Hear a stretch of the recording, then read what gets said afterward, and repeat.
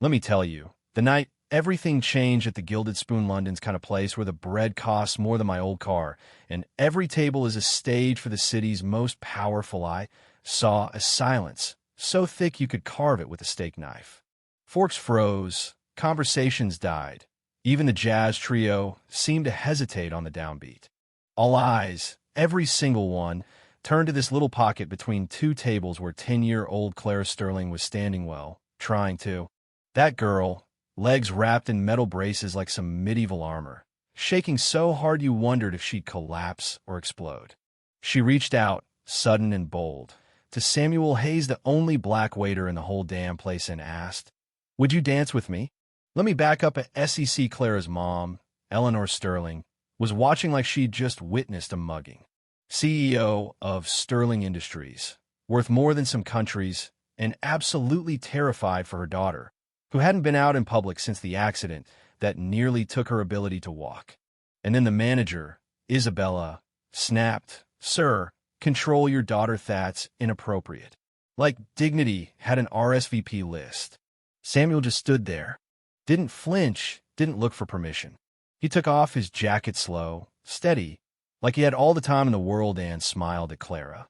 "Can't dance in a jacket, can I?" The kind of smile that says, "I see you." Eleanor tried to intervene, but Samuel looked her dead in the eye, respectful but immovable. "I'm accepting an invitation, ma'am."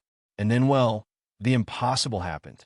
Clara dragged her foot, metal scraping on the tile, face crumpled with the kind of concentration that only comes after years of being pitted. Samuel never rushed her, never tried to lead. He matched her pace. You know what I mean? It was like he was saying, "You set the beat, I'll follow." And for 3 awkward, magnificent steps, Clara wasn't the tragic heiress she was, a kid leading a dance. "Thank you for asking me out," Samuel said, all formal, as the jazz finally picked up again. The entire restaurant was holding its breath. As he turned to leave, Eleanor called out, "Wait, what's your full name?" Like maybe, just maybe, she was starting to see the world through different eyes. "Samuel Hayes, ma'am." She handed him her card, voice tight, "My office. Tomorrow, 10 a.m. The way the whole room Bazidio'd have thought she'd just offered him the keys to the city. That night, nobody saw Samuel leave calm as sunrise. But inside Eleanor's mind, that simple dance was replaying on a loop. And Clara? She smiled like she'd just won the world. Next morning, Samuel's standing in the marble lobby of Sterling House, sweating in his best shirt, trying to act like he belonged. The receptionist called him up, Mr. Jenkins, middle management. All sharp suit and sharper sarcasm walk him through halls lined with mirrored panels. "She had you fired, didn't she?" Jenkins smirked. "Powerful clients call. People like you lose their jobs. Employees who don't know their place." Samuel smiled back, unamused. "And where exactly is that?" But let's not pretend he wasn't nervous when he finally sat across from Eleanor, Sterling, her office more glass than walls, London sprawling beneath them like monopoly property. She didn't waste time. "Your background?" Samuel gave her the FAFSA degree in child psychology, an unfinished master's in adaptive therapies, 3 jobs just to keep the lights on.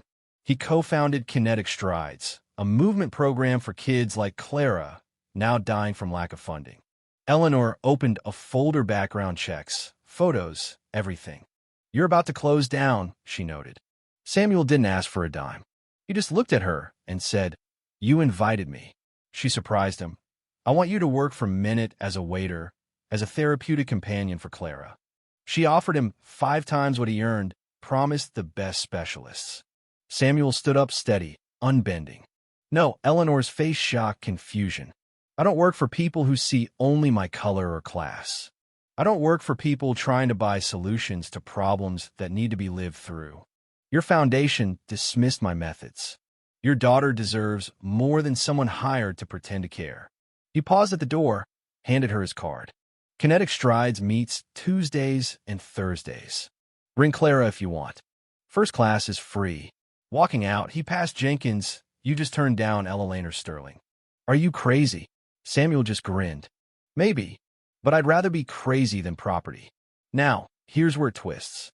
The next week, a Rolls-Royce pulled up outside the battered old community center. "Kai, Samuel's brother stared through the window. She's not coming in. Women like her don't step into places like this. But never underestimate a determined daughter. Clara stepped out, followed, amazingly, by Eleanor, trying to blend in, absolutely failing. Samuel met them at the door, invited Clara to join the chaos kids with mobility aids, homemade posters, the smell of hope and struggle in the air. Eleanor, stiff as ever, said, "This isn't therapy. He hired the best." Kai answered, gentle, "And how's that been working for Clara?"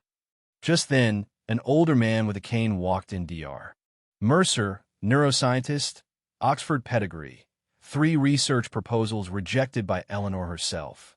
"You oversee this?" she stammered. "I oversee the research," he said. Samuel is the real innovator. Your foundation turned him down 3 times. The penny dropped. Samuel had always known who she was. The dance wasn't staged, though Clara chose to get up. Samuel chose to follow. Suddenly, a swarm of reporters entered. Eleanor tensed, thinking it was all a PR stunt. Samuel smiled, led her to a wall with an empty frame. "What's that for?" Eleanor asked. "Our Futuria Center that could help 500 kids a year instead of 50, if we ever got the funding." "You orchestrated this," she whispered. Samuel nodded. "I saw an opportunity. When you canceled our meeting months ago, I promised myself I'd fight for this, whatever it took." But then they heard a commotion. Clara, in the middle of the studio, balancing on one crutch, braces half off, trying to stand alone. "Wait," Samuel said, "just watch." And Eleanor did. For the first time since the accident, Clara took a step, tiny, trembling, but all hers. The room erupted. "That's why we built kinetic strides," Samuel said. "Not about perfect steps, about first steps on your own." Eleanor, tears shining, didn't storm out. She faced the cameras, the questions. "Your foundation rejected this program. Is that true?" Eleanor glanced at Clara, then, shocking, everyone smiled. "You know what's hardest for people like me? Admitting when we're wrong," she announced right there. The Sterling Foundation would fund Kinetic Strides for 5 years, build a new center. Under one condition: Samuel kept complete control, no corporate interference. "True leadership," she said, "is knowing when to follow." 3 months later, bulldozers tore up ground for the new center. Samuel supervised construction. Clara visited often. Eleanor started showing up at board meetings. "Never thought I'd have to study neuroplasticity at 50, she joked, but she did. Clara ditched her second brace early, outpacing all predictions. Eleanor tried to apologize. Samuel shook his head. "You never actually apologized. You redirected resources, changed policies, but that's not the same as saying you're sorry." Eleanor, for once, accepted the truth. At the opening ceremony 6 months later, Clara led a group, routine, confident, graceful, not defined by what she'd lost, but by what she'd created. A reporter asked Eleanor, "How does it feel to see your daughter like this?" Eleanor looked at Clara, then at Samuel. Proud not for what she's overcome, but for what she's done for others. The biggest lesson? Real leaders have the courage to follow, not just command. A year later, Kinetic Strides had spread to 3 cities. Samuel won awards, Clara spoke at schools.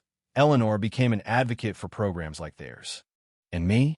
I still remember that first night at the Gilded Spoon, where a waiter followed a little girl onto the dance floor and a billionaire learned to let go. In a world where the powerful rarely change and the powerless rarely get a say, maybe true transformation starts when someone dares to take a first step and someone else is brave enough to follow. So how do you think? When is it right for the strong to follow the vulnerable? Is real power about control or about letting go? I want to hear what you think. Leave your take below, because honestly, the world only changes when we talk about what really matters.